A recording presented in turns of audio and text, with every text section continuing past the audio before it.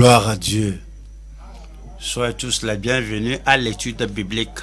Ce soir, votre propre étude biblique.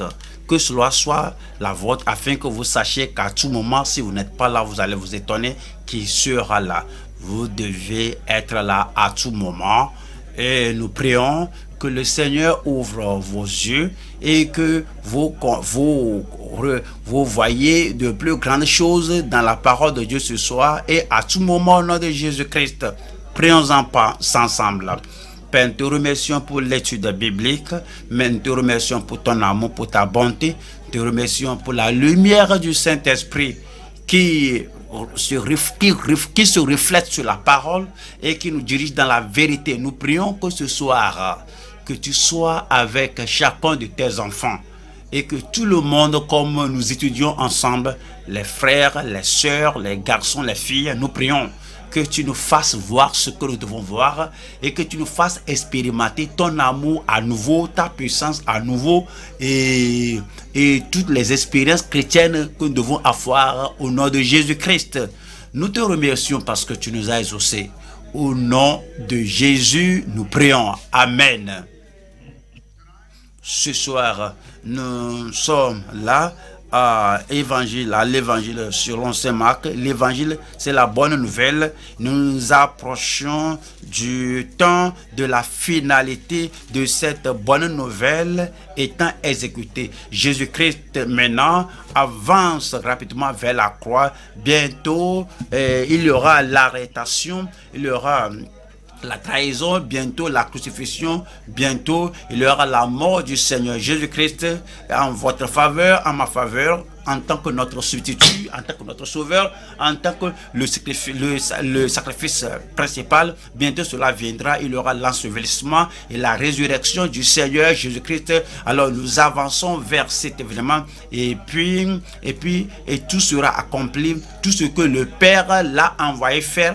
Alors, vous allez l'entendre dire que tout est accompli. Maintenant, nous revenons à Marc, comme nous sommes à Marc 14, nous allons voir aujourd'hui versets 22 à 42. Il y a beaucoup de choses là-bas que nous devons apprendre, mais le thème de ce jour est la supplication de Christ avant son sacrifice vicarial. Le mot sacrifice dans l'Ancien Testament, il y a des sacrifices là-bas, mais Jésus-Christ maintenant va offrir le sacrifice final. Vicarial veut dire pour une autre personne, pour vous, pour moi, ce qu'il a fait, le sacrifice fait, le prix qu'il a payé pour votre rédemption, pour votre salut, pour la totalité des bénédictions de Dieu sur votre vie, sur notre vie. Alors, c'est un sacrifice vicarial. Avant ce temps-là, avant la crucifixion, avant le sacrifice vicarial, nous avons la supplication.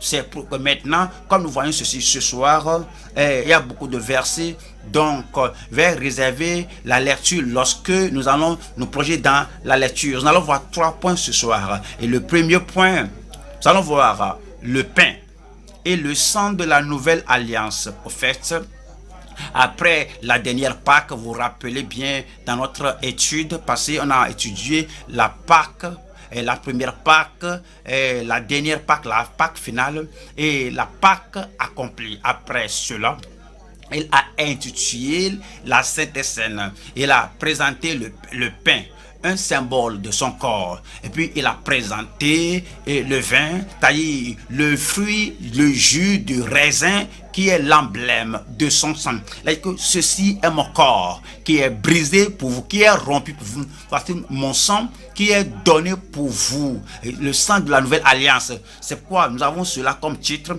le pain et le sang de la nouvelle alliance. Deuxième point, la rétrogradation et la contravention de plusieurs consécrations. C'est-à-dire, lorsque Jésus a révélé à ses disciples qu'il sera trahi et puis qu'il sera tué, alors tout le monde commence à faire des consécrations, à faire ses vœux. J'irai avec toi, je mourrai avec toi, advienne que pourra, rien ne me séparera de toi. Il y a plusieurs consécrations. Il y a la contravention, la rupture de ces consécrations et la rétrogradation. Et à cause de cela, deuxième point, nous avons comme sous-titre la rétrogradation et la contravention de plusieurs consécrations.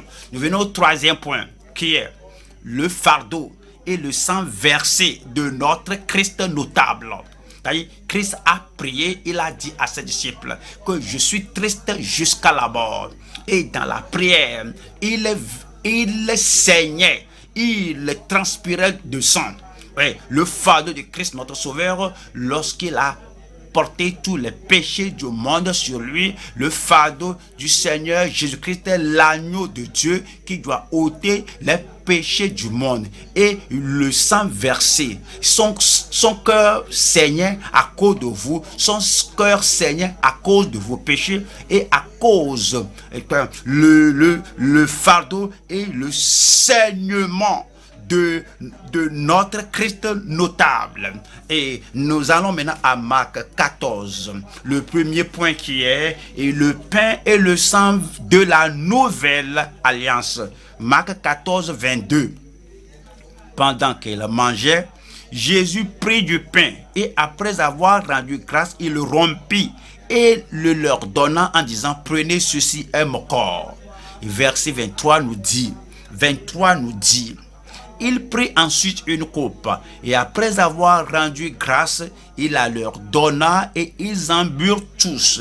Verset 24 dit, et il leur dit: ceci est mon sang, le sang de l'alliance, le sang de la nouvelle alliance qui est répandu pour plusieurs. 25 nous dit: je vous le dis en vérité, je ne boirai plus jamais du fruit de la vigne jusqu'au jour où je le boirai de nouveau dans le royaume de Dieu. Verset 26, après la conclusion de cette scène qu'il a intitulée, après avoir chanté les cantiques, ils se rendirent à la montagne des Oliviers. Vu que vous soulignez cela dans votre Bible, vous voyez parfois, lorsque nous chantons, on croit que les chansons nous sont particulières. Christ a chanté, les disciples ont chanté. Après avoir chanté les cantiques, lorsqu'ils ont chanté les chants de congrégation, ils se rendirent à la montagne des Oliviers.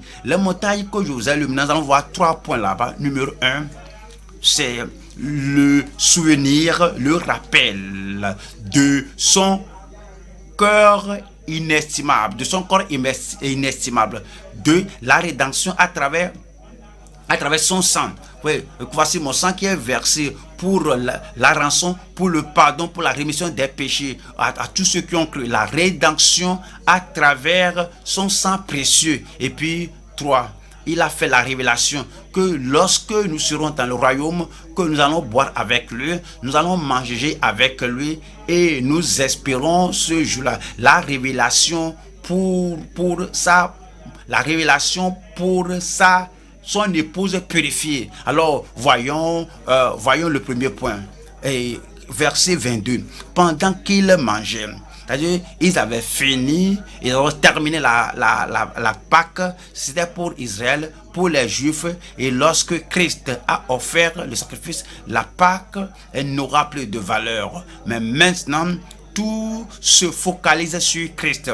Maintenant, il a intitulé la Sainte Seine qui doit commémorer le salut, la rédemption du genre humain, qu'il a payé le prix. Jésus-Christ a pris le pain et l'a rompu. Rappelez-vous, ils venaient de célébrer, de manger la Pâque. Ils ont accompli tout ce qui est dit de la Pâque. Maintenant, il a pris le pain et il a béni et il a rompu. Pourquoi? Parce que son corps sera battu, parce que son corps sera brisé, rompu, son corps sera tué, son corps sera frappé pour nous. À cause de cela, il démontrait cela, il bénissait, il a béni ce pain-là et le leur a donné. Prenez, mangez, que ceci est mon corps.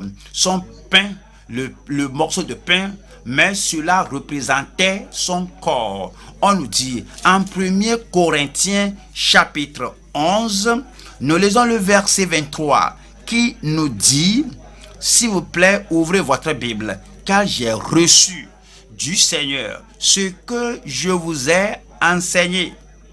L'apôtre Paul disait aux Corinthiens qu'il ne leur enseignait ou bien ne leur prêchait pas une idée de sa tête, une notion de sa vie ou quelques principes, quelques proverbes qu'il a ramassés par-ci par-là. Mais il dit, car j'ai reçu du Seigneur ce que je vous ai enseigné. C'est que le Seigneur Jésus, dans la nuit où il fut livré, prit du pain. Et puis on nous dit au verset 24, et après avoir rendu grâce, le rompit. Il a rompu, il a brisé le pain là et dit, ceci est mon corps qui est rompu pour vous.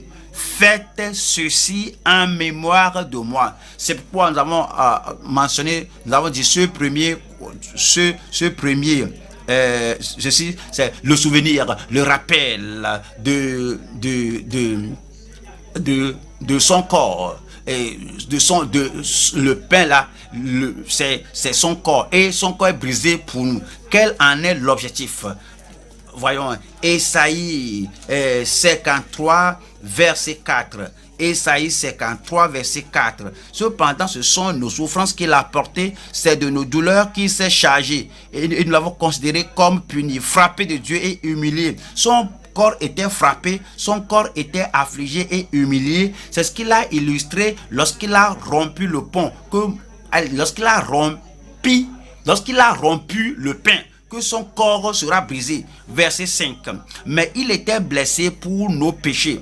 Et il a été blessé et une couronne d'épines était mise sur sa tête et littéralement et son corps était brisé pour nos péchés et le châtiment qui nous donne la paix est tombé sur lui et c'est par ces meurtrissures que nous sommes guéris. C'est pourquoi lorsque vous vous rappelez ce que Christ a fait, que le corps béni de Christ, le corps immaculé de Christ, irrépréhensible de Christ, précieux de Christ est rompu pour nous. Donc vous comprenez que c'est par ces maîtrises que nous sommes guéris. Au fait, on nous dit en 1 Pierre chapitre 2, nous lisons verset 24, 1 Pierre chapitre 2, verset 24, qui nous dit: lui qui a porté lui-même nos péchés en son corps sur le bois. C'est le corps dont nous parlons, le corps précieux, le corps inestimable que Christ a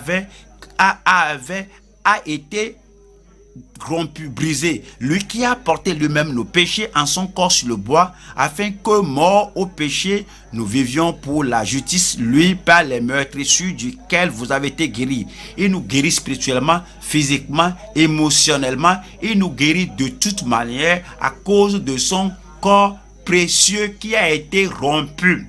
Et que, rappelez-vous cela à tout moment. Toutes les fois que vous avez un défi, toutes les fois que vous connaissez l'affliction ou la maladie, vous avez un domaine donné d'attaque, rappelez-vous du Seigneur Jésus-Christ dans votre vie, ce qu'il a fait pour vous. Alors il faut se rappeler son corps précieux. Nous allons à la deuxième partie de ceci. Ceci est la rédemption à travers son corps précieux. Nous retournons à Marc chapitre 14 verset 23. Il prit ensuite une coupe et après avoir rendu grâce, il la leur donna et ils en burent tous. Verset 24. 24 nous dit: et il leur dit, et il vous dit aussi, ceci est mon sang, le sang de l'alliance, de la nouvelle alliance. L'ancienne alliance est passée. Tous les sacrifices de l'ancienne alliance, de l'ancien testament, tout cela n'est plus. Que vous ne devez plus continuer avec la Pâque qui a été donnée aux enfants d'Israël pour commémorer l'ancien testament, l'ancienne alliance. Mais maintenant, je suis le centre, je suis le fondement, je suis le pivot du nouveau alliance, de la nouvelle alliance. Mon corps est mon corps et mon sang représentent tout ce dont vous avez besoin dans la nouvelle alliance. Voici mon sang, ceci est mon sang, le sang de l'alliance qui est répandu pour plusieurs. Retournons encore retournons encore à 1 Corinthiens pour voir ce que Paul, l'apôtre, nous dit qu'il a reçu du Seigneur, qu'il leur a enseigné ce qu'il a reçu du Seigneur. 1 Corinthiens chapitre 11 verset 25. De même, après avoir soupé, l'apôtre Paul n'était pas là parce qu'il n'était pas converti à l'époque. C'était des années après que Christ est monté au ciel, après la Pentecôte, que Paul était converti. Mais vous savez quoi? La même chose qui était arrivée la nuit là, avant la trahison, avant la crucifixion, la même chose lui était révélée. Peut-être vous n'étiez pas là lorsque le ministère de la vie chrétienne profonde a commencé, mais comme vous joignez au ministère, tout ce que Dieu a donné au commencement, toute la parole, et nous a ordonné de combattre pour la foi qui a été transmise au sein une fois pour toutes. Vous ne pouvez pas dire que je ne suis pas né à l'époque là, je ne suis pas né de nouveau à l'époque là, je n'étais pas là à l'époque là. C'est pour eux. L'apôtre Paul est venu après tout, né de nouveau après tout, mais la même chose que le Seigneur a remise la remise entre ses mains. Et maintenant il dit que de même, après avoir soupé, il prit la coupe et dit: cette coupe est la nouvelle alliance en mon sang. Faites ceci en mémoire de moi toutes les fois que vous en boirez. Qu'est-ce que le sang là doit faire? Comme vous voyez le verset 26 dit: car toutes les fois que vous mangez ce pain et que vous buvez cette coupe, vous annoncez la mort du Seigneur jusqu'à ce qu'il vienne. Vous annoncez, numéro 1, la mort du Seigneur. Vous regardez à ce que Christ a fait lorsqu'il a dit: tout est accompli, le salut est maintenant disponible. Regardez à la croix et montrez et annoncez la mort du Seigneur, ce qu'il a fait dans le passé. La sanctification est ici, toute la rédemption est maintenant ici. Comme vous regardez derrière vous, et vous regardez devant vous aussi, parce qu'il a dit que vous annoncez la mort du Seigneur dans le passé jusqu'à ce qu'il vienne. C'est le futur. Regardez en arrière ce qu'il a fait dans le passé et en avant ce qu'il fera. Et qu'est-ce que le sang a fait? Le sang de Jésus, qu'a-t-il fait? Éphésiens chapitre 1, Éphésiens 1, 7. Éphésiens chapitre 1, 7. En lui, nous avons la rédemption par son sang, la rémission des péchés selon la richesse de sa grâce. Vous savez ce que le Seigneur nous dit? Il ne veut pas qu'on prenne la Sainte Seine comme un rituel. Les gens qui prennent cela comme un rituel, comme une tradition, comme un sacrement, comme l'Eucharistie, quel que soit le nom qu'on la donne, sachez-le que son corps est brisé pour nous et notre guérison est assurée. Il veut que nous rappelions que le sang qui est versé pour nous, la rédemption qu'il nous a donnée. Regardez ceci, le verset 7 est dit: en lui, nous avons la rédemption par son sang, la rémission des péchés. Nous avons la rédemption. Qu'est-ce que la rédemption? C'est la rémission des péchés. Comment cela vient? C'est par son sang, selon la richesse de sa grâce. 1 Pierre chapitre 1. 1 Pierre 1. Verset 16. Et vous serez saints, car je suis saint. Et comme celui qui vous a appelé saint, ainsi soyez saints dans toute votre conduite, car celui qui vous a appelé est saint.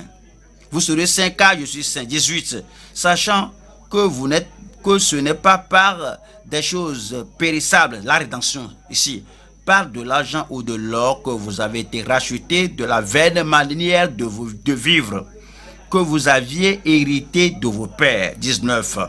Mais par le sang précieux de Christ, comme d'un agneau sans défaut et sans tache. Vous comprenez ce que le Seigneur nous dit? Et nous dit que le salut vient du sang de l'agneau, la sanctification provient du sang de l'agneau, une nouvelle vie, une nouvelle rédemption provient du sang de Christ. Nous avons quitté l'ancienne alliance, nous avons quitté la Pâque, Nous sommes maintenant à la Sainte Seine. Nous sommes maintenant à la Sainte Seine. Voici ce qui est notre rappel. Au temps de la Sainte Seine, son corps est brisé pour nous sommes guéris. Son sang est versé pour nous sommes guéris. Voyez ceci maintenant en Marc 14, verset 25. La révélation pour son épouse purifiée. La révélation pour son épouse purifiée. Marc 14, verset 25. Je vous le dis en vérité, je ne boirai plus jamais du fruit de la vigne jusqu'au jour où je le boirai de nouveau dans le royaume de Dieu. Et voici ce que le Seigneur dit, et il nous dit, et que je serai trahi, mais il dit, ce n'est pas la fin, et que je serai crucifié, que ce n'est pas la fin, je serai ôté de vous, que maintenant vous êtes attristés, parce que je vous ai dit que je quitte, parce que je dis que je partirai, ce n'est pas la fin, et puis j'irai. Il est préparé une place pour vous, ce n'est pas la fin, mais dit, je ne boirai que, il dit que je ne boirai plus jamais du fruit de la vigne jusqu'au jour où je le boirai de nouveau dans le royaume de Dieu. Je vais rassembler tous les saints à moi, tous les croyants à moi. Il y a eu une séparation temporaire entre le Messie et les rachetés, entre le maître et les disciples, entre le berger et les brebis. Il y a eu une séparation momentanée. Ouais. Dans votre observance de la Sainte Seine, je ne serai pas là, mais le jour viendra où je serai là. Il nous dit que l'enlèvement aura lieu. Nous serons changés et nous serons avec lui. Nous serons toujours avec lui. Et en ce temps-là, nous allons manger avec lui. Nous allons boire avec lui. Voyons Luc 22, verset 30. Luc 22, voyons le verset 30. Qui dit, afin que vous mangiez et buviez à ma table. Regardez ceci. Dans mon royaume, il a dit que je m'en vais, mais je reviendrai. Lorsque je reviendrai, nous allons vivre ensemble. Vous allez manger. Ceci est littéral. Ceci ne parle pas de quelque chose de spirituel que nous mangeons avec une... Non, ce n'est pas ça. Il parle du vrai royaume et dit, afin que vous mangiez et buviez à ma table dans mon royaume et que vous soyez assis sur des trônes pour juger les 12 tribus d'Israël. Cela veut dire que le temps viendra où nous le verrons tel qu'il est, nous serons purifiés, sanctifiés, nous faisons partie du sang de l'agneau, nous serons avec lui. Allons à Apocalypse 19 pour voir le temps glorieux à venir. Apocalypse 19, verset 7. Apocalypse 19, 7. Réjouissons-nous et soyons dans l'allégresse lorsque le temps là viendra, lorsque nous asseurons avec lui et nous mangerons et boirons avec lui dans son royaume. Ce sera un temps de joie et de réjouissance. Je prie que vous ne soyez pas absents en ce temps-là au nom de Jésus-Christ. Réjouissons-nous et soyons dans l'allégresse et donnons-lui gloire. Car les noces de l'agneau sont venues et son épouse s'est préparée. Verset 8 dit, et il lui a été donné de se revêtir d'un fin lin éclatant pur, car le fin lin, ce sont les œuvres justes des saints.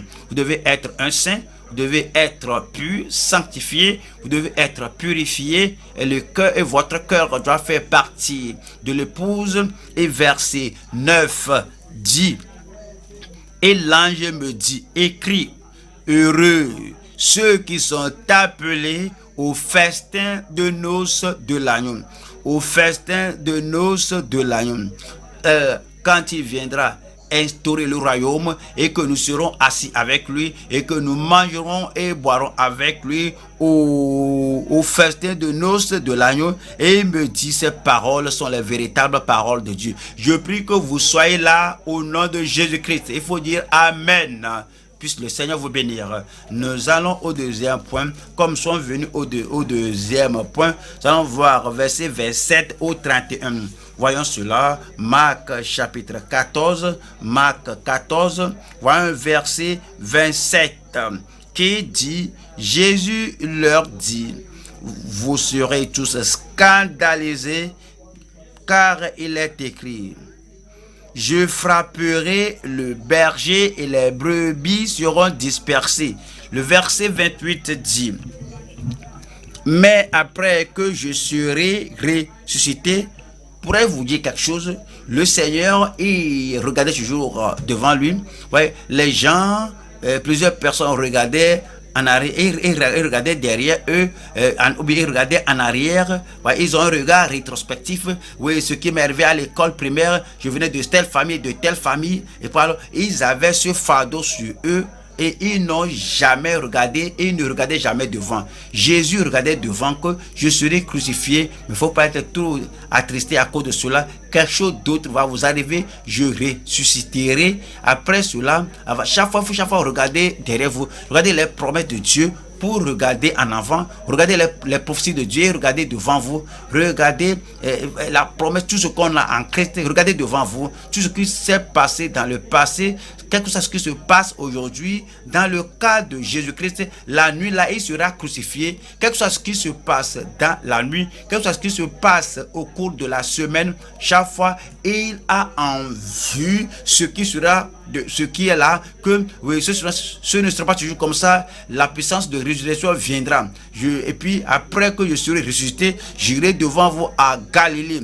Et dit, verset 29, et Pierre lui dit, quand tous seraient scandalisés, voici sa consécration. Mais il n'était pas fidèle à ce que Christ avait dit, mais il a fait son vœu, sa consécration. Quand tous seraient scandalisés, je ne serai pas scandalisé. Je ne serai pas scandalisé. Et verset 30 dit, et Jésus lui dit, je te le dis en vérité, toi, aujourd'hui, cette nuit même, avant que le coq chante 2 fois, tu me renieras 3 fois. 31. Il a souligné sa consécration, mais Pierre reprit plus fortement. Quand il me faudrait mourir avec toi, regardez cela. Quand il me faudrait mourir avec toi, je ne te renierai pas. Et tous disent la même chose. Non seulement Pierre, et tous disent la même chose. Comme on voit cette session, la rétrogradation et la contravention de plusieurs consécrations, nous allons voir 3 points. Premier point, la prédiction de notre Christ infaillible. La prédiction de notre infaillible Christ. Et voyons Marc 14. Et voyons le verset 27. Que Jésus leur dit, vous serez tous scandalisés, car il est écrit, je frapperai le berger et les brebis seront dispersées. Vous voyez, Jésus-Christ savait que les Écritures seront accomplies. À cause de cela, il leur rappelait les Écritures, que voici la nuit où cette écriture sera accomplie. Voilà le verset 28. Mais après que je serai ressuscité, je vous précéderai en Galilée. À quelle écriture le Seigneur se référait ici? Voyons, Zacharie 13, 7. Voyons ce à quoi Jésus se référait ici. Jésus a dit, je suis le bon berger. Vous vous rappelez bien, parce qu'il est le bon berger, alors je donne ma vie pour les brebis. Cette nuit, la nuit de trahison, la nuit de crucifixion, c'est lorsque l'écriture sera accomplie qu'il donnera sa vie pour le salut, pour la rédemption, pour la rançon de tous ceux qui auront. Épée, lève-toi sur mon pasteur et sur l'homme. Zacharie 13, 7. Épée, lève-toi sur mon pasteur et sur l'homme qui est mon compagnon. Et le Père ici, l'Éternel des armées, c'est le Père. Frappe le pasteur et que les brebis se dispersent. l'Éternel des armées dit que l'homme, il est un homme. Dit l'Éternel, il dit, il a appelé mon compagnon. Il a la divinité, la déité. Il a encore l'humanité. Il est Dieu, il est un homme. Il dit, frappe le pasteur et que les brebis se dispersent. Et je tournerai ma main vers les faibles. Il frappera le berger, celui qui donnera la vie pour nous. Et il a proclamé cela. C'est la prédiction de l'infaillible Christ. Il devait comprendre que tout ce que Christ dit s'accomplira. Mais au lieu de se mettre en désaccord pour dire que Seigneur, je ne vais pas te trahir, je ne vais pas faire ceci, cela, mais allons plutôt voir numéro 2 maintenant, la profession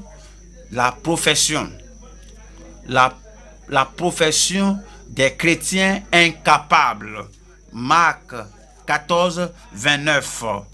Pierre lui dit, quand tous seraient scandalisés, je ne serai pas scandalisé. Quand tous seraient scandalisés, je ne serai pas scandalisé. Voilà le verset 30, il dit, et Jésus lui dit, je te le dis en vérité, toi, aujourd'hui, cette nuit même, avant que le coq chante 2 fois, tu me renieras 3 fois. Voilà le verset 31. Mais Pierre reprit plus fortement, quand il me faudrait mourir avec toi. Attendez un peu.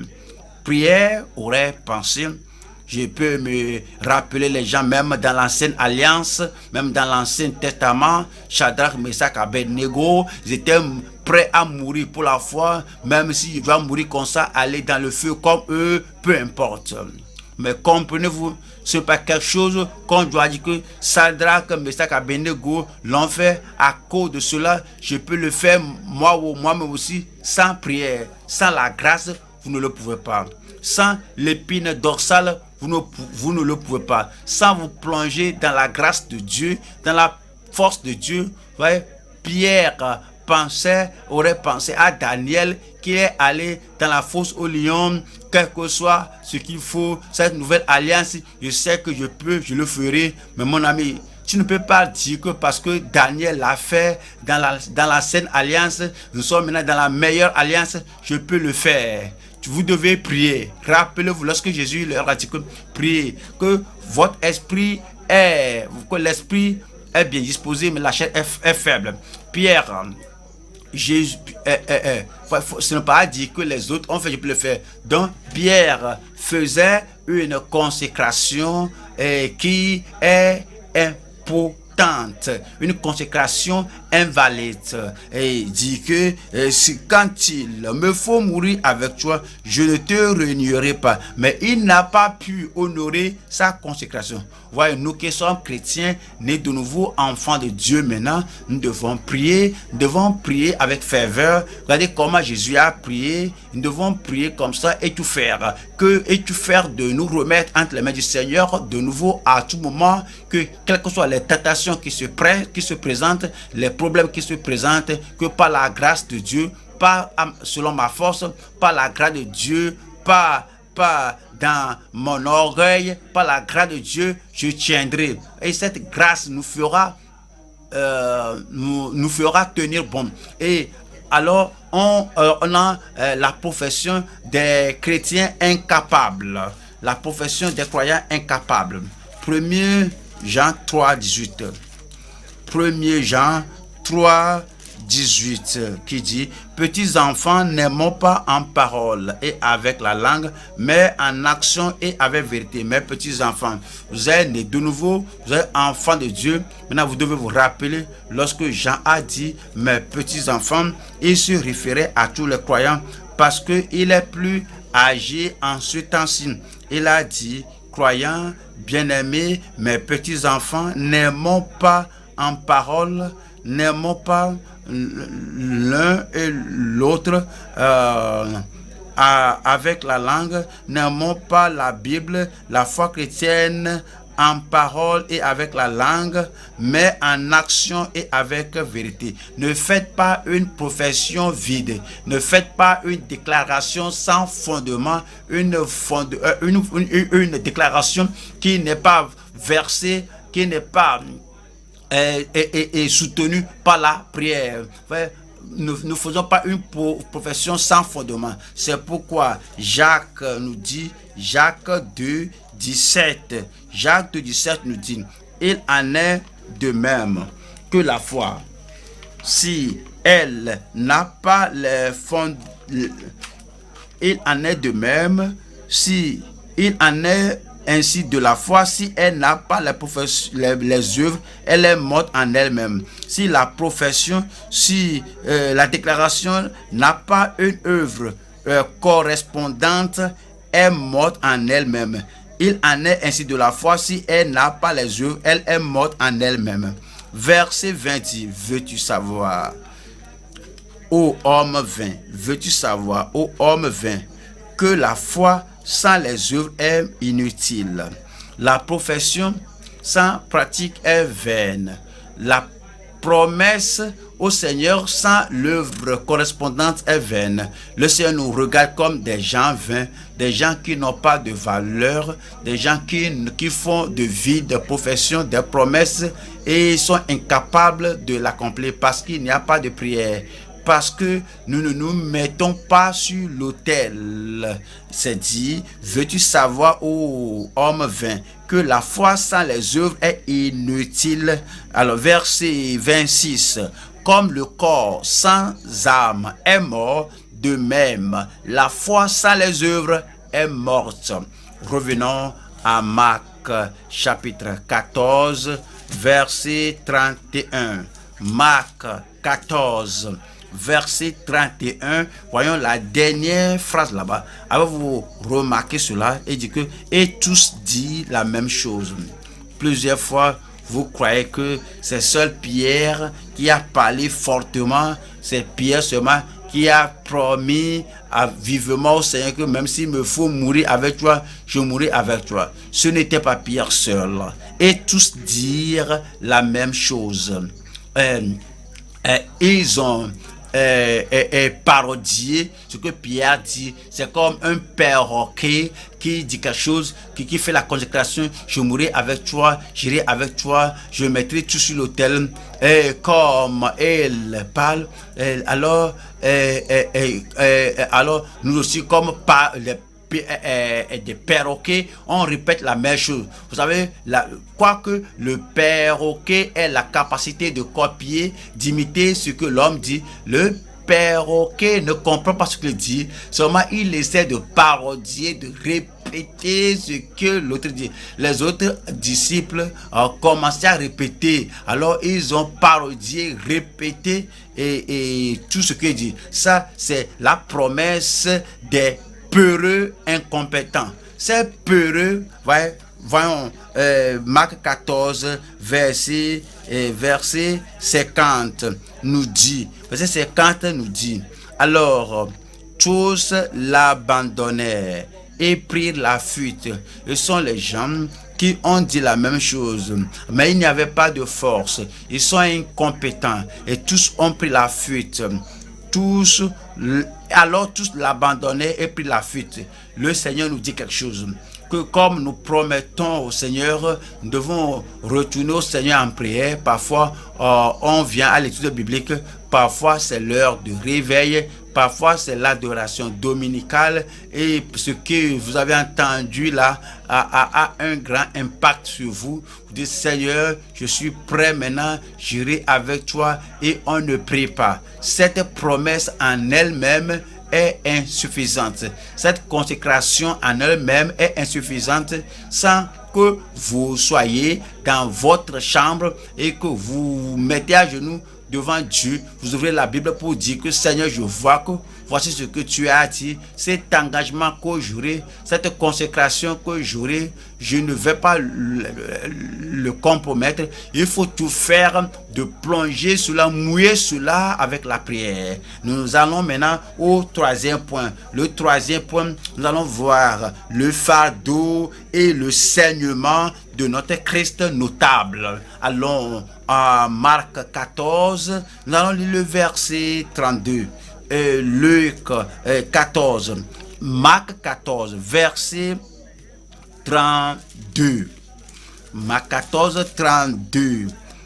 Ils allèrent ensuite dans un lieu appelé Gethsemane et Jésus dit à ses disciples, asseyez-vous ici pendant que je prierai. Voyez Jésus-Christ, le Fils de Dieu, le puissant, le Saint. Voyez Jésus-Christ qui a la puissance, l'autorité, mais néanmoins, il n'a pas dit que je suis prêt pour le calvaire et que si cela est décidé avant le commencement du monde, je sais c'est pourquoi je suis là, je peux le faire. Satan, tu m'as raconté dans le jardin, je l'ai vaincu, tentation ou épreuve, je peux le faire. Pour ça, ce qu'il a dit, il a dit que et je prierai. Si notre Seigneur a dû prier, vous aussi, vous devez prier. Et je prie que cette même compréhension que vous l'ayez et que vous priez au nom de Jésus-Christ. Nous allons voir, nous aussi voir le fardeau et le saignement de notre notable Christ. Nous allons voir 3 points. Ici, l'angoisse de notre substitut qui porte nos péchés. Alors, 2, c'est la supplication de notre Sauveur irrépréhensible. 3, c'est la soumission de notre sanctificateur impeccable. Premier point. Allons à Marc 14, verset 32 au verset 34. Ils allaient ensuite dans un lieu appelé Gethsemane. Et Jésus dit à ses disciples, asseyez-vous ici pendant que je prierai. Verset 33. Et 33 dit, il prit avec lui Pierre, Jacques et Jean.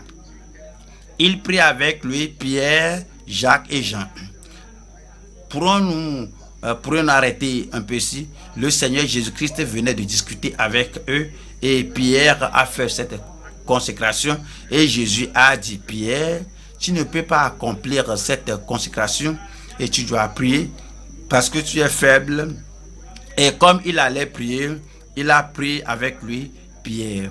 Ouais, il y a certains dirigeants, certains pasteurs qui agissent selon ce qui n'est même pas à quoi arriver. Et que je sais que Pierre va agir comme ça. Et déjà, ils vont commencer à agir comme Pierre a déjà fait cela. Il faut qu'on apprenne du style de leadership du Seigneur Jésus-Christ, qu'on le suive. Même si la chose n'est pas à quoi arriver, vous n'êtes pas sûr que la chose là arrivera. Mais Jésus savait que la chose là arrivera, mais il a pris Pierre, Jean et Jacques avec lui. Et alors, et il s'est dit, et il commença à éprouver de la frayeur et des angoisses. 34. Il leur dit, mon âme est triste jusqu'à la mort.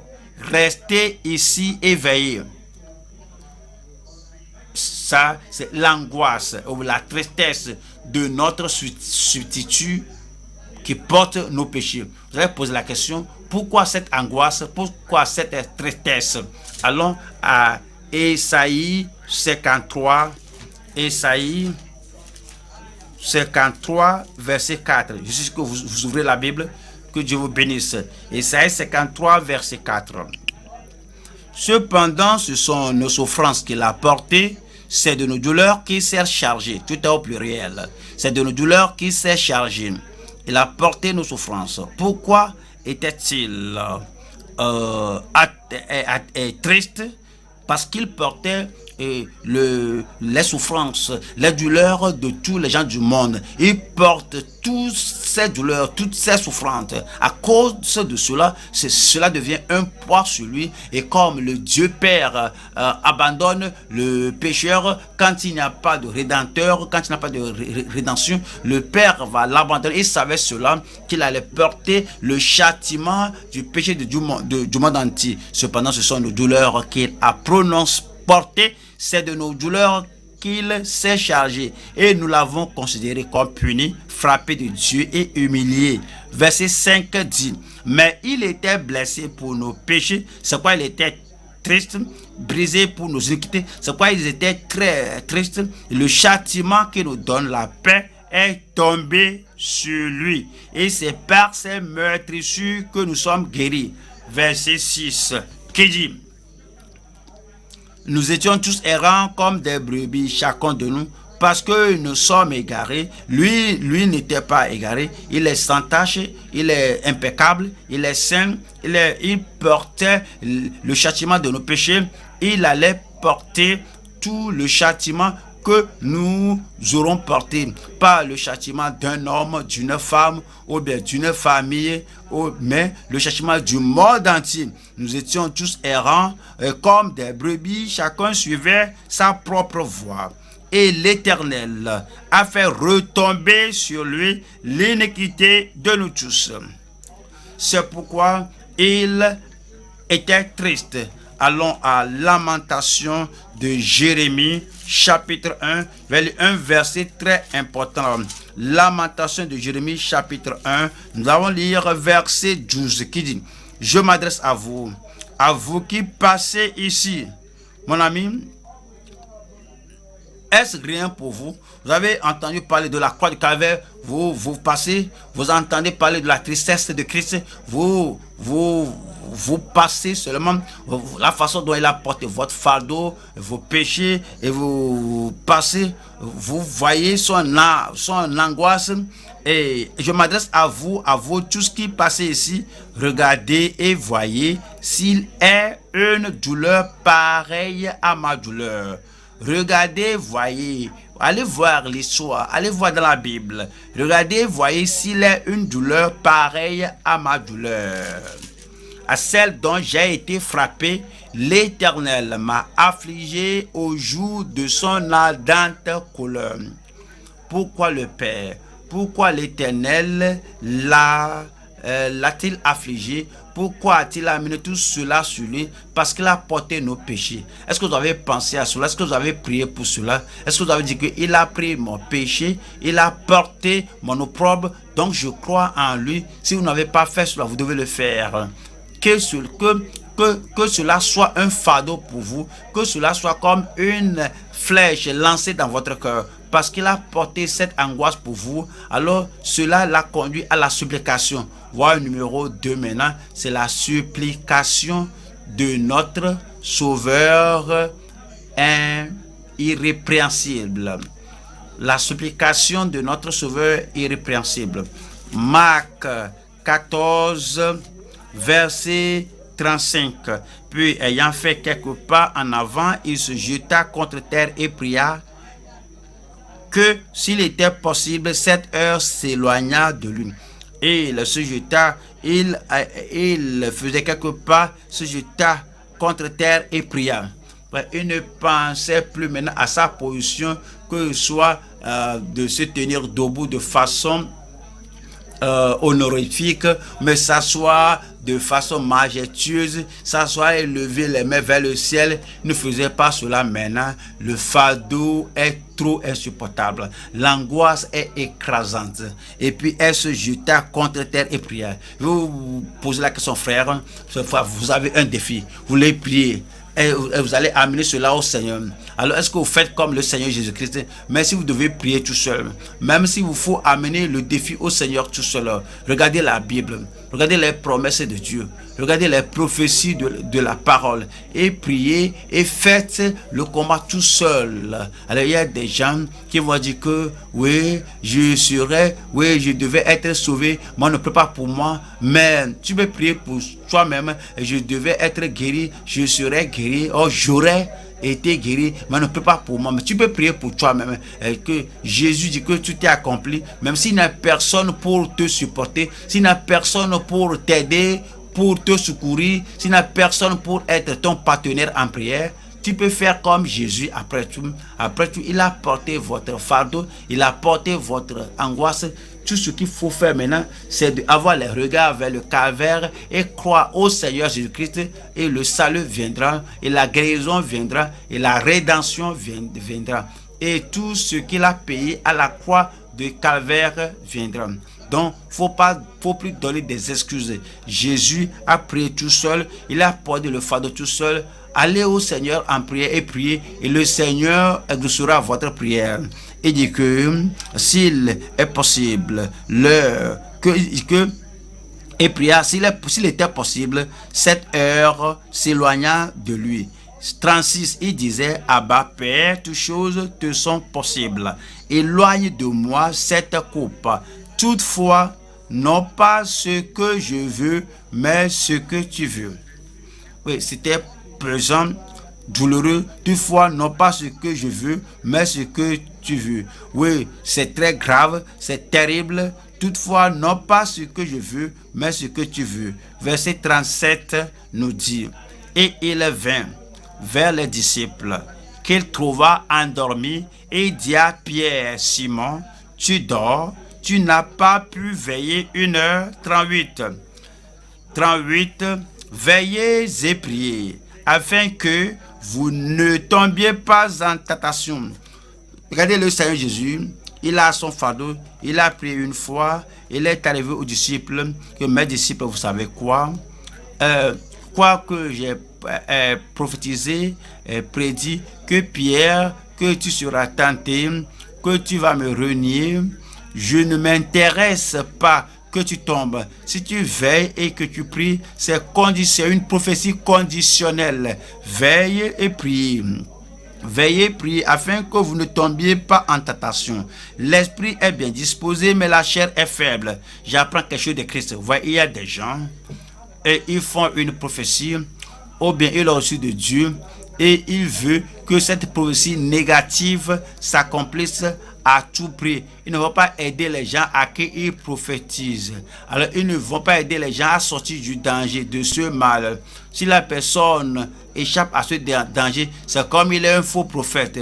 Parce que je l'ai prédit et la chose ne s'est pas accomplie.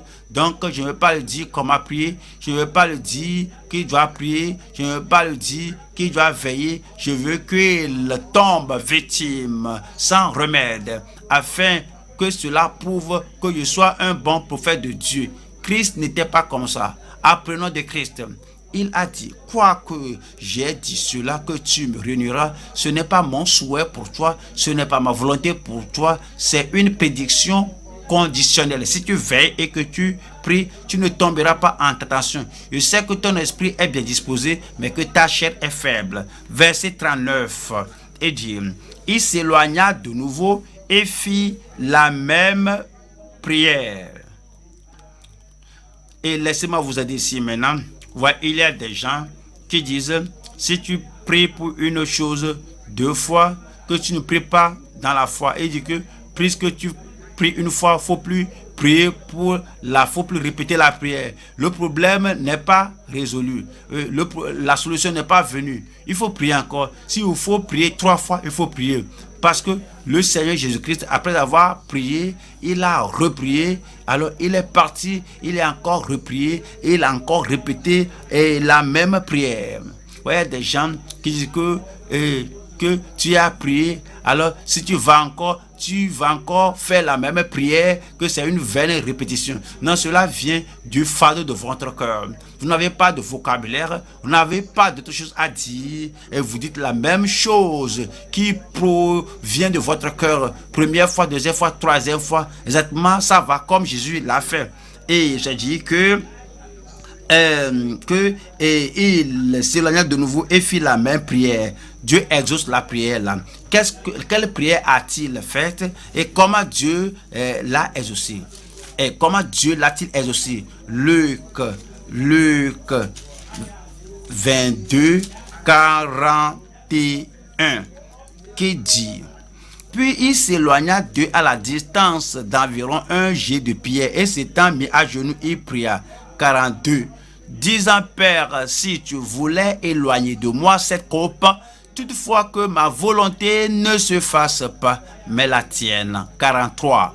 Alors, un ange lui apparut du ciel pour le fortifier.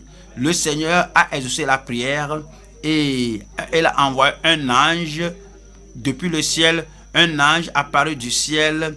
Dieu savait que voici ce qui sera un grand fardeau pour Christ, et Dieu a envoyé l'ange pour le fortifier. Voilà le verset 44. Et voyons le mode de prière. Étant en agonie, il priait plus instamment, et sa sueur devint comme des grumeaux de sang qui tombaient à terre. Après avoir prié, il a prié avec ferveur. C'est ainsi que le Seigneur veut comprendre. Et il a prié à cause du fardeau, il a prié à cause de l'angoisse. Et après avoir prié, il se leva. Et sa sueur devint comme des grumeaux de sang qui tombaient à terre. Je vous ai dit que Dieu a exaucé sa prière. Dieu a envoyé un ange depuis le ciel pour le fortifier. Voyons ce verset maintenant. Hébreux 5, verset 7. Hébreux, chapitre 5, voilà le verset 7. Et c'est lui qui, dans les jours de sa chair, ayant présenté avec de grands cris et avec larmes, des prières et des supplications à celui qui pouvait le sauver de la mort. Voyons ceci. Et ayant été exaucé à cause de sa piété. Et ce verset se référait au jardin de Gethsémani. Cela se référait à la prière qu'il a faite, que c'est dans les jours de sa chair qu'il a fait cette prière. Il a fait des prières et des supplications, tout est au pluriel. Il a prié la première fois, il a prié la seconde fois, il a prié la troisième fois, et il a fait des supplications, des cris et avec des larmes. Il a fait ces prières-là à celui qui pouvait le sauver de la mort.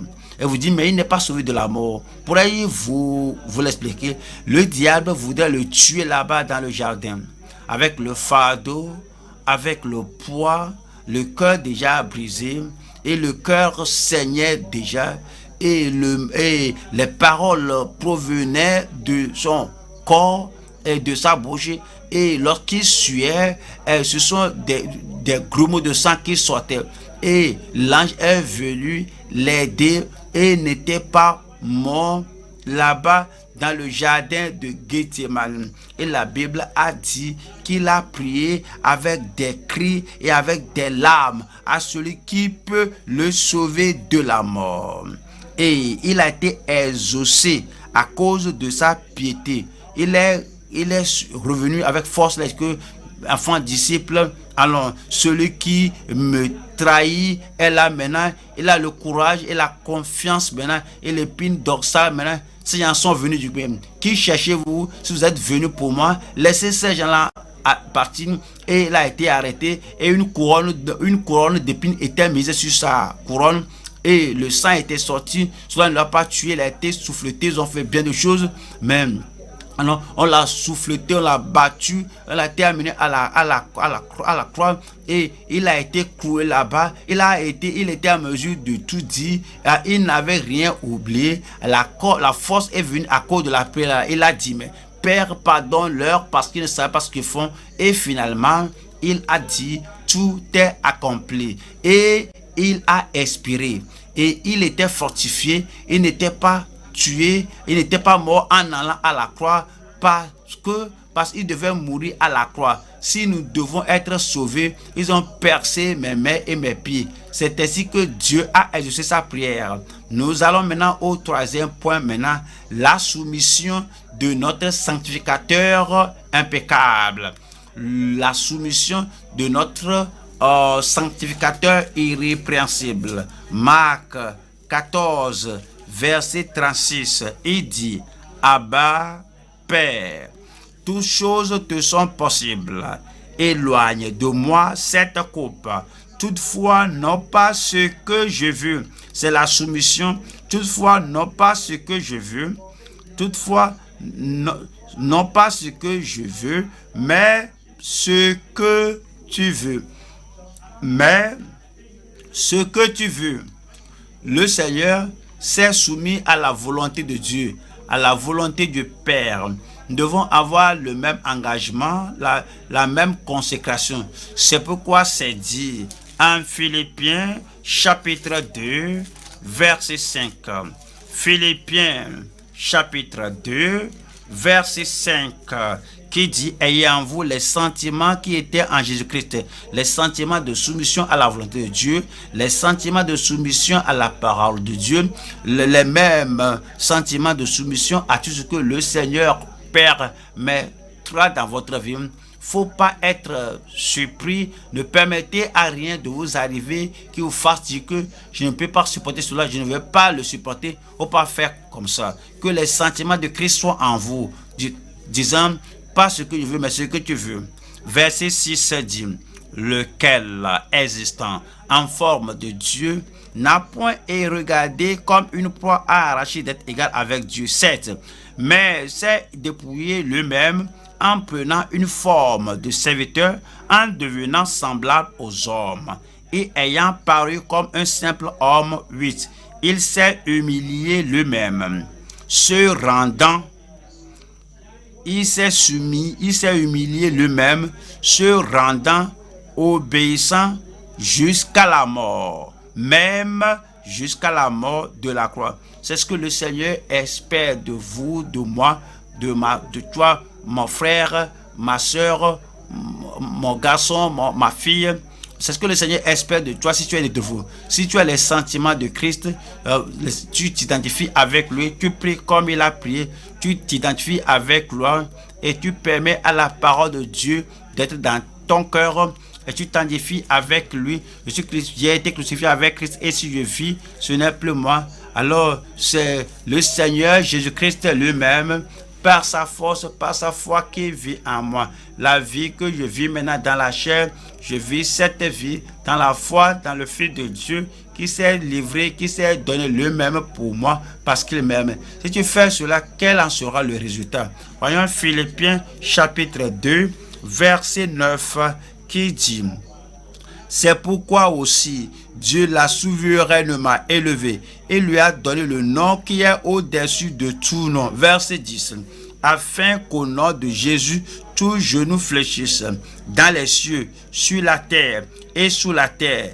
Et que verset 11 dit, et que toute langue confesse que Jésus-Christ est Seigneur, à la gloire de Dieu le Père.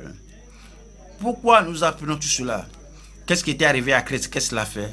L'angoisse, la supplication, la soumission. Voilà le verset 12 qui dit, ainsi, mes bien-aimés, comme vous avez toujours obéi, maintenant soyez comme Christ, maintenant agissez comme Christ, maintenant identifiez avec Christ, identifiez-vous avec Christ, comme vous avez toujours obéi. Travaillez à votre salut avec crainte et tremblement, non seulement comme en ma présence, mais bien plus encore maintenant que je suis à ma somme. Travaillez à votre salut Travaillez à votre rédemption. Travaillez à tout ce que le Seigneur vous a préparé avec crainte et tremblement. Verset 13 qui dit, car c'est Dieu, il vous aidera, car c'est Dieu, il va ôter le fardeau, car c'est Dieu, il va finaliser ces problèmes auxquels vous parlez, car c'est Dieu qui produit en vous le vouloir et le faire selon son bon plaisir. C'est ce que nous apprenons. On a vu ce que Christ a fait, on a vu ce que les apôtres et les disciples ont promis, mais ils n'ont pas prié. Ils ne sont pas rendus disponibles de se mettre à genoux, de se mettre sur leurs pieds afin d'avoir la force, le courage pour être ce que Dieu veut qu'ils soient. C'est Dieu qui produit en vous. Il veut que vous vous soumettiez à lui. Il veut que vous soyez sauvés, sanctifiés. Il veut que ces promesses soient accomplies à vous. Et voici l'heure maintenant, avec tout ce que nous avons appris. L'étude biblique n'a pas encore pris fin parce que maintenant vous devez vous lever et amener tout au Seigneur en prière, disant, Seigneur, comme tu as aidé mon sauveur, mon substitut, celui qui me sanctifie, aide-moi aussi. Je veux être tout ce que je dois être. Frères et sœurs, s'il vous plaît, tenez-vous debout maintenant et prions maintenant que Dieu agisse en vous. Que Dieu, c'est Dieu qui produit en vous le vouloir et le faire selon son bon plaisir. Amenez ce que vous avez appris au Seigneur en prière. Il vous a donné son corps rompu. Ce corps rompu, c'est pour votre guérison. Ce corps rompu est pour vous. Et vous aurez toutes les promesses de Dieu accomplies dans votre vie. Il nous a donné son sang. Et voici le sang qui nous donne la rédemption. Parce que ce sang, il nous a donné ce sang pour notre rédemption. Vous pouvez aller au Seigneur en prière. Cela ne suffit pas d'écouter, cela ne suffit pas d'étudier, cela ne suffit pas de lire la parole. Nous devons aller au Seigneur dans la prière. C'est ainsi qu'on aura la force. C'est ainsi que l'expérience du salut viendra. C'est ainsi que l'expérience de l'affranchissement du péché, la victoire et le triomphe viendront. Allez au Seigneur dans la prière et c'est ainsi que la sanctification viendra. Rappelez-vous que Jésus-Christ a dit que le royaume de Dieu viendra et qu'il boira et mangera avec l'épouse fidèle purifiée lorsque le royaume viendra. Alors espérez cela et quelque chose qui se passe, quelque chose ce que vous traversez lorsque Christ viendra. Alors il va dresser la table, il va nous dresser, il va nous servir, il va servir ses enfants. Je serai là lorsque vous parviendrez à la croisée du chemin. Pensez au temps là, regardez le temps là où nous allons manger, boire avec lui. Lorsqu'il y a la pression, quelque chose, les problèmes, chaque fois il faut regarder devant vous parce que Christ viendra. Rappelez-vous la prédiction du Seigneur Jésus-Christ que vous n'allez pas permettre à la prédiction là de s'accomplir en vous. Vous n'allez pas faire une vaine consécration, même si tout le monde va mourir, même si tout le monde se refroidit. Moi, je vais tenir bon. Alors il ne faut pas faire une vaine promesse. La prophétie de Jésus-Christ, la prédiction de Jésus-Christ est solennelle. Il dit que l'amour de plus grand nombre se refroidira.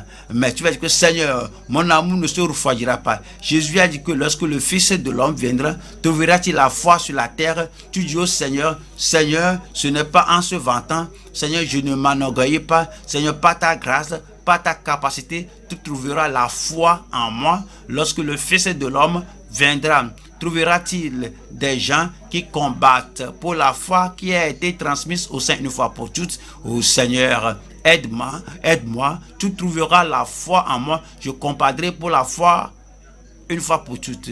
Alors, faut pas faire une vaine profession, faut pas faire une consécration pour laquelle tu n'as pas prié, faut pas seulement te vanter. D'autres là, ces gens, certains d'aucuns Certains seront pauvres, seront faibles. Moi, je serai fort. Mais la consécration sans une action correspondante est morte. Priez le Seigneur. Seigneur, fortifie-moi. Seigneur, donne-moi de l'énergie. Oh Seigneur, force, renforce mon épine dorsale. Faut pas parodier, faut pas imiter que le pasteur a dit ceci, John Wesley a dit cela. Alors, moi aussi, donne-moi 100 personnes, on va secouer le monde. Alors, tu ne répètes pas ce que les autres ont dit.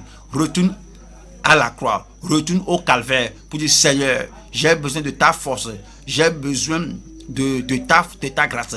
Tu as vu, j'ai vu le Seigneur Jésus-Christ. Alors, j'ai vu son angoisse. Quelque chose que tu traverses, transfère ton angoisse, ta tristesse au Seigneur. Ouais, tu as vu sa prière, sa supplication. Fais une prière simple. Seigneur, ôte cette coupe de moi. Pas ma volonté, mais que ta volonté soit face, que ta volonté s'accomplisse dans ma vie. Et tu vois sa soumission. Seigneur, je me soumets à toi. Seigneur, je résigne. Seigneur, j'abandonne à toi. Je ne comprends pas ceci, mais Seigneur, je ne sais pas pourquoi ceci se passe, mais je me soumets à toi. Je ne sais pas pourquoi ceci se passe autour de nous maintenant, mais Seigneur, je me soumets. Sois comme Christ. Si tu es comme Christ, comme il a élevé Christ, au moment nommé, le Seigneur t'élèvera et te donnera l'accomplissement de toutes les promesses de Dieu, et votre vie, ta vie sera des merveilles, des prodiges. Ouais, maintenant on a vu la croix, la crucifixion, le calvaire. En peu de moments, tout a pris fin. Il a été arrêté, il a été trahi, il a été crucifié. On a mis la couronne d'épines sur lui, il a été cloué à la croix. Et puis, en peu de temps, tout prendra fin. Qu'est-ce qui se passe? Parlez au Seigneur. Rappelez-vous que cela prendra bientôt fin. Lorsque vous vous soumettez à la volonté de Dieu, à travers toutes ces choses-là, les bénédictions de Dieu vont se multiplier dans ta vie. Amen. Prions ensemble.